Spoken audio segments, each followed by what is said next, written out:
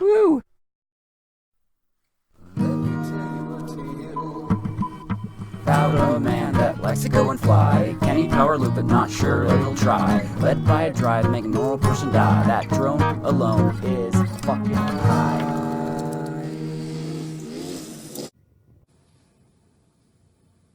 Drone alone here. Hey, you guys want to hear a spooky story? Coming all the way from Vanna White, and here I am. It's Halloween night. It was on a night not so unlike the one tonight, is when it happened. I haven't had many paranormal experiences. I'm not a big nut for those type of situations. Get comfortable. Have yourself a cup of cold coffee that you made yesterday morning. I don't mind the bugs. It will only add to this tale of mystery. It was a Sunday evening. You know, I'm a bit of a night bird and like to stay up just about all nights that I can. And this night in particular, it had to be maybe around like 8:30 or so, 9 o'clock. I got just overwhelmingly tired. The house that we lived in was two 40-foot single wide like mobile homes that were put together in like an L shape. I'd always leave my door cracked because I liked it nice and cold when I went to sleep, but I had like a little chain on it so it couldn't open up very far, just enough to let the cats in and out. So I go to bed and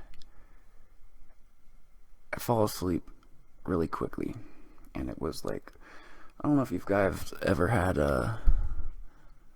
like where you're going to sleep and it's like paralysis or whatever, where it's like feels like it's just like you're kind of descending or whatever, however you want to describe it. And so I just kind of go with it, and it mellows out, and I go to sleep, and I start to dream. And this night was, when I went to bed, was dark as dark could be. The moon was nowhere.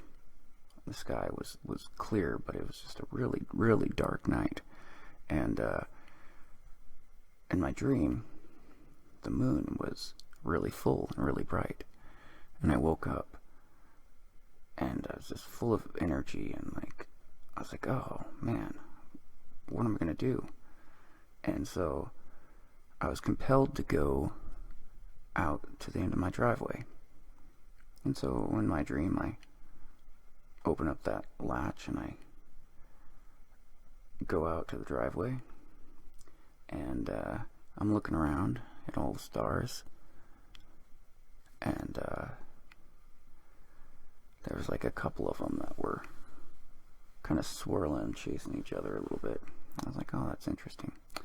And so I was compelled to walk like out in the road. So I walk out in the road, and it's a dirt road with a dead end. And it was probably just about a mile before you got to the end of it, which had like a little trail type thing through the woods that you could access and go back onto this ranch. And Clint Eastwood actually owned the property at one time and had it set up for a boys' home. It's called KJ Bar Ranch. A weird, creepy place. Well, we'd go out kind of that direction, not exactly on that trail and everything, but we'd go out there and go swimming and stuff sometimes. And so I was compelled to start like walking kind of to the end of the block in my dream. And I get to the intersection and I'm like, oh, I'm just gonna walk down to the end of the road. So I walked down to the end of the road, and all of a sudden I was just like almost like gathering like my wits about me. I don't know if you guys has ever been walking somewhere and it's like you almost forget like that you're walking and you're thinking about it and you're like, whoa, wait a second, this is like just happening automatically. It was kind of like that, but I came to realization of like I shouldn't be walking out in the woods like this in the middle of the night. And so I walk through the woods onto the trail, onto this road, and I'm just compelled to go. And I walk down through this gate, and there's this gully and like a little trail that went out to like a marshland. But during this time of year, it was all dried up, and the grass was, as high as the eye. It's pretty tall grass. And I was following this trail, and it seemed like the moon and the evening got like even brighter. And I'm walking out through this grass, and all of a sudden it opens up, and I can see the familiar flicker of a fire. But it was odd because I didn't see any smoke. I couldn't hear it crackling, and I couldn't smell it, but I could see the light from it. And so I'm approaching it, and I get into that opening, and there's a little fire there, and there were 6 different logs set up like seats, and on each log there were two people on each log, and just all normal people. Like there was an old fella in like a blue robe and slippers, and he's just sitting there with a like kind of a like a buff looking like preppy high schooler dude that I've never seen before in my life, and just some other people, just people. But what I really remember standing out was these 2 girls, a blonde and a brunette, and they were like kind of like laughing and giggling and just kind of like amongst themselves, like there was nothing else in the world that was happening, and everybody was like really into whatever, like, and they were into like their own minds, like sitting there and like just to themselves type of thing. And nobody was looking around or really moving much. And then where there was this really tall lady with like really long but like frizzy hair, and she was just sitting there just kind of chilling, like playing with her hair, and it was the only log and seat that had an open spot. And so I just went and I sat down there, and I started getting that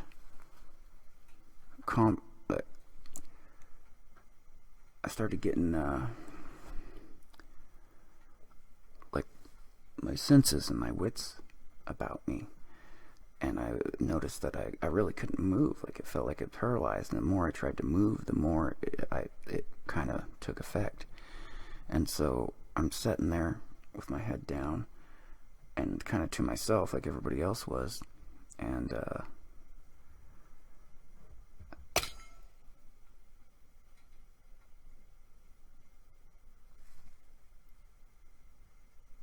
you guys hear that?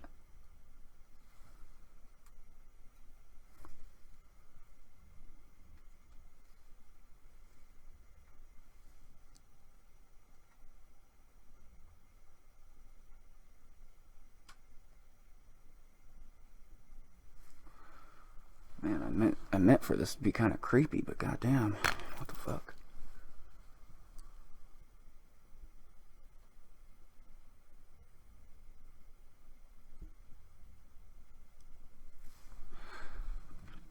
Alright, so I'm trying to kind of fight like this kind of trance or spell that I was under. And I could move my eyes around and look in my head just a little bit, but I couldn't get up. I couldn't really move my arms or anything. And I became aware that the grass was moving and that there was something in the grass. And I was moving my eyes and I'm looking. And I can perceive and I could see that they were like creatures, little human-like creatures, like 3 foot tall, and they're like running around, zigzagging like around us and stuff. And like in my mind, I was like freaking out, but I couldn't move, and it just got kind of more and more intense. And then all of a sudden, I woke up and I was standing at the end of my driveway, and I was cold as hell, and the sun was just coming up, and my socks were muddy, and I had like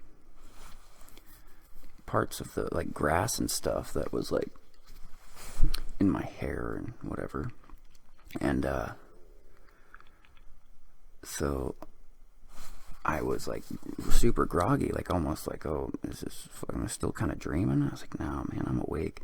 And so I go and I walk in the front door, and my dad's in like the stove room reading the paper, listening to the radio like he would do every morning. And let me tell you something about my folks, like my dad especially. He was very into your business, wondering what you're doing, making sure that you're on track and on key and whatever and however. And so I walk in, and he's just really reading the paper. He doesn't even like look towards me, but he acknowledged me, and he's like, oh, you're up early? I'm like, yeah, I guess so. And my mom, she's like in doing dishes, kind of making some breakfast, and she's like, oh, good morning, you want, bacon and eggs? I'm like, yeah, sure, I guess so. I'm like, I'm gonna go lay down for a second. And she's like, okay. And so I go in and lay down, and I'm like looking at like my light and the cord and switch and everything, and for whatever reason I remember it like moving, like the frames were messed up, like it was like kinking, like the cord was like, it's strange. And I was like, oh, that's fucking weird and overwhelming. Like I had to go to sleep, like passed out. When I woke up again, it was during the evening, and it was like a really golden, like kind of evening, right before the sunset. And I wake up and I'm like, shit, like what's going on? Like I should be going to school. And I get up and go and talk to my parents, and I'm like, oh, you weren't feeling good, so we decided that you could just stay home and just rest and have a sick day type of thing. And it was weird because, let me tell you, if you weren't dying, my parents would make you go to school. It doesn't matter if it was 4 feet of snow and the power was out, you'd go to school. So I was like, oh man, that was weird, and I'm wearing new clothes and whatever, and I was like, what a weird dream. And it just like stuck with me for a while. Tuesday came around, and went back to school, and at the end of the week, come laundry day, I go and I grab my hamper and I go and do laundry, and I'm going through my stuff, and all of a sudden I've come across those woolen socks, and they had mud on them. And I was like, whoa, wait a second. What the hell? I was like, there was no mud around our place. Like, it was a high desert, so it was like pummy ash dirt. And I was like, and it just kind of gave a little bit of like validity to the situation. And I started questioning it more and more. And it stayed fresh in my mind for months. Well, winter goes, and spring comes, and summer's here, and I'm hanging out with my friend, Dwight Craig. And I've been thinking about this place and wanting to go and look to see if it was there, that marsh and all that. I was super curious to see if it really did exist. And so we go and ride our bikes, and I'm trying to find this spot. And like in my dream, it like kind of jumped. Like it all kind of happened rather quickly. Like every segment was like rather short. In real life,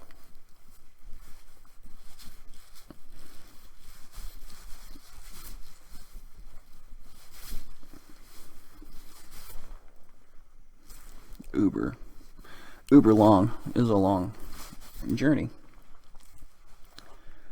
And so we go, and I find that gate and stuff. I'm like, oh, okay, there's that. And a detail I forgot to mention is right before it goes into that marsh, there's like a big weeping willow tree that you kind of have to go under and through on the trail. And so we go through that, and I see the trail, and I'm like, oh, okay. And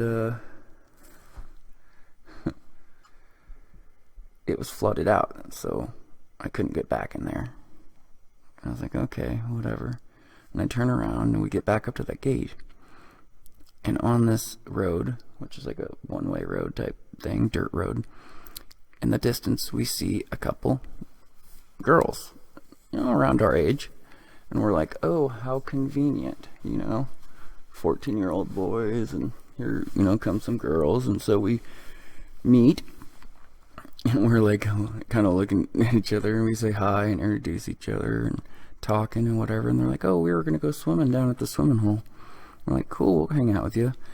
And so we go down, and we get to the spot, and this other girl is like just kind of walking and looking at the gate. And we're like, oh, want to go look, see if there's somewhere to swim over there? And she's like, oh yeah, sure. So we walk through the gate, and we go over by where the willow tree is, and she's just kind of checking it out and checking that trail. And I can notice that she's like kind of investigating everything. And my buddy's talking to the other chick, and they're engaging or whatever, and I'm just kind of quiet. I'm kind of watching her, and she like looks at me and like notices, oh man, this dude's like checking me out and watching me, And so I was like, oh, beautiful area, blah blah blah. I'm like, you from around here? And she's like, no, we only come here, twice a year to our timeshare or some bullshit. And I'm like, oh, okay. And I was like looking at the trail, and so was she. And I was like, there's this one time that I had this dream that I walked down here in the middle of the night on a full moon out in this marsh, and there was an open area with a fire burning and people sitting on logs, and I didn't even come close to finishing that sentence before she just like yells, no, and looks at me, and I was like, what? And she like had this just like perplexed, puzzled look on her face, like she started like remembering shit or something. And she's like, I gotta go, blah blah blah. And so she's just kind of freaking out with this other girl. And by then, of course, Dwight Craig, being the